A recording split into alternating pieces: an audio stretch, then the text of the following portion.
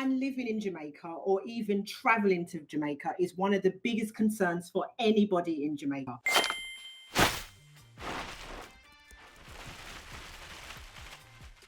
A lot of people have asked me, Natalie, what did you do when you first got to Jamaica to keep yourself safe? What do you continue to do while living in Jamaica? I'm going to be talking about the top 5 safety tips that I did once I moved to Jamaica, but also the things that I continually do to keep safe. So first things first is you do need to blend in if you can. So when I'm talking about blending in, I'm talking about if you have your cell phone, try not to have your cell phone out everywhere. Try and kind of keep it in your pocket. And the reason why I say this is because I'm so used to having my cell phone on, having it out in the UK, but it's very different in regards to Jamaica. You don't see a lot of cell phones like the cell phones that you do have.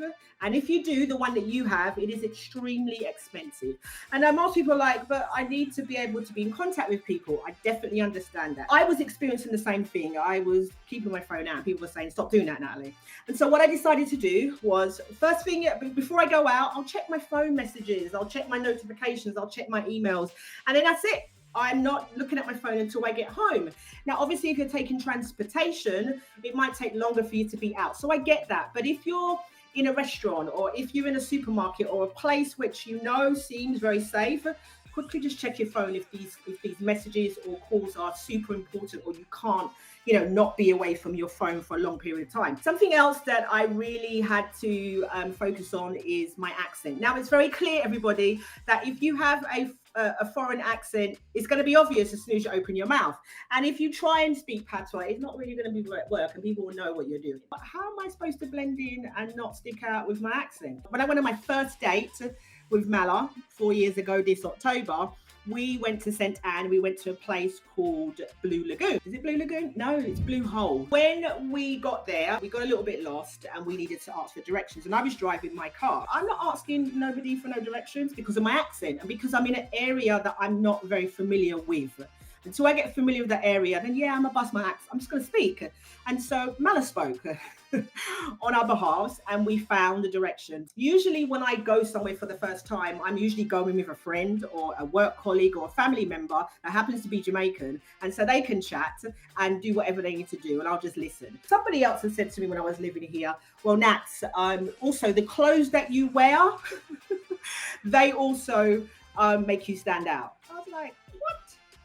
The clothes that I wear, so what am I supposed to do? Just change the whole of my wardrobe? There's another thing that you really should think about in regards to safety. You may not get a car straight away, and that's okay because I never did. That was partly because it was too expensive and I refused to pay. Then obviously I got on board with how expensive it was, but it was also partly because I wanted to get to know Jamaica. You'll be taking transportation if you decide that.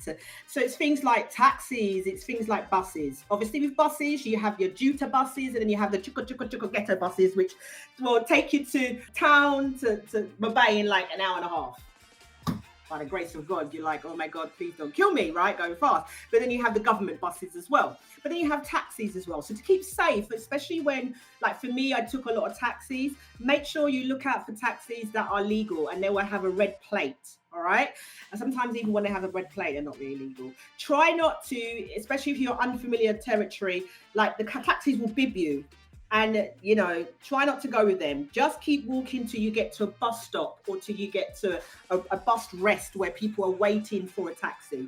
If you're going to be using taxis like for charters, now charters are typically taxis that you quote unquote rent. It's going to take you from A to B and they're going to wait for you and take you back to A, or A to B to C and then back to A, or you're going to need them for the whole day. When I was living in Montego Bay, I didn't have my car. When I went shopping, food shopping, that's when I'd get a charter. Ask your friends, ask your family members, ask work colleagues. Do you know of any taxis? Do you know of any charters? Because it keeps you safer, but it also makes sure that you're not spending too much money either because of your accent. Right? And even when family and friends come and visit me in Jamaica, I do the same thing. I recommend who I know. I'm not trying to tell them, yeah, man, just, because I know what it was like for me. The third safety tip I would say is your friendship circle. Yeah, I'm going to talk with things. It's your friends. It's the friends that you're going to make in Jamaica. And this is because of your accent. And you have to be, unfortunately, skeptical and cautious. Trust and verify who they are.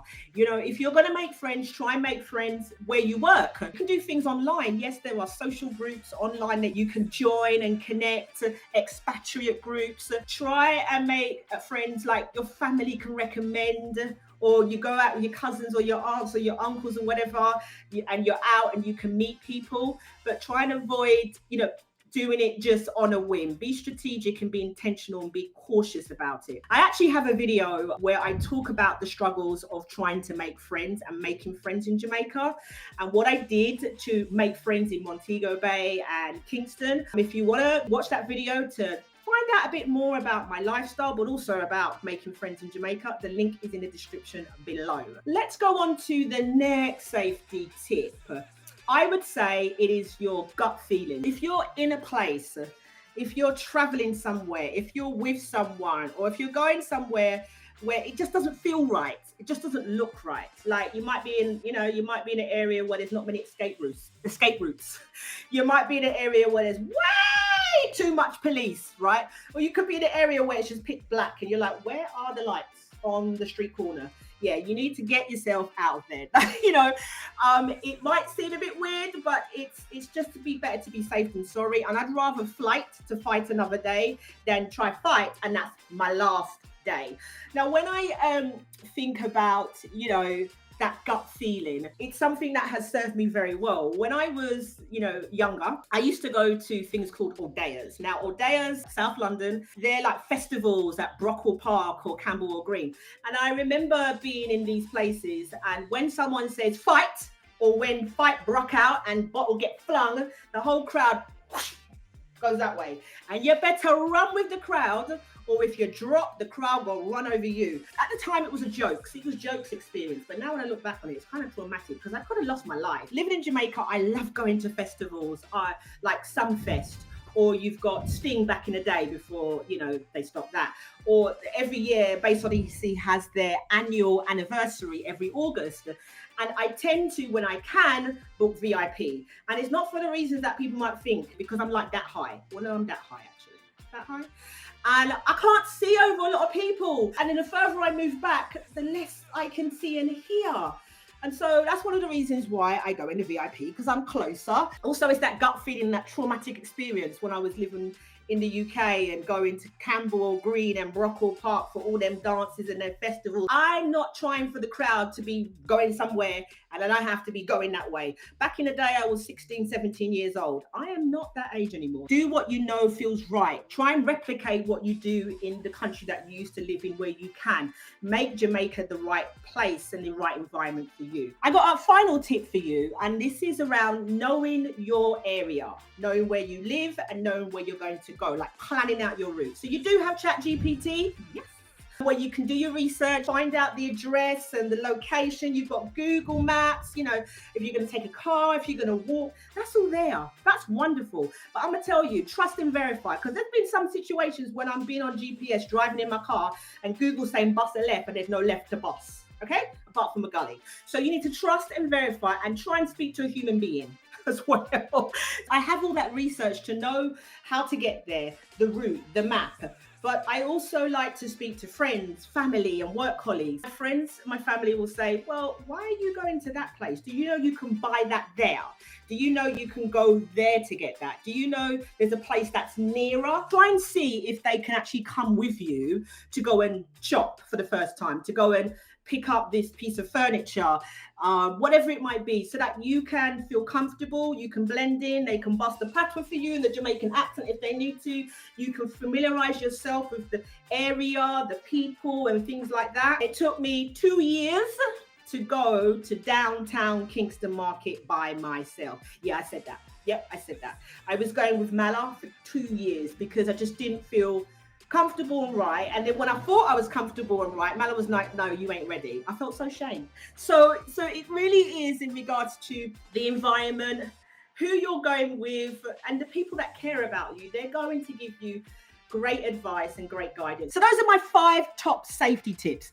Blend in, Don't really use the accent. Try and keep your phone in your bag, in your purse or your bag. The second thing, transportation. If you're going to take taxis, make sure the taxis are legal. Try and go to a taxi rank to get your taxis.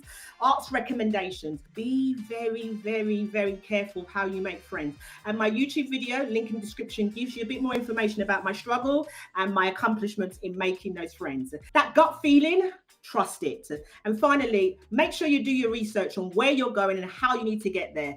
You need to trust ChatGPT and Google and verify with your friends and with your family. I've been here 13 years and there is a wonderful, amazing, beautiful side and perspective of Jamaica as well. And I wrote a blog as well as creating a YouTube video of the top 10 places that I've visited in Jamaica that you can visit safely as well. The links to everything is in the description below if you want to know more about the wonderful, awesome side of Jamaica. All of my blogs that I create are actually on my website as well, www.nataliesmithleadershipandtalentdevelopment.com. Anyway, folks, thank you so much for watching. Until next time, remember to learn, love, and live.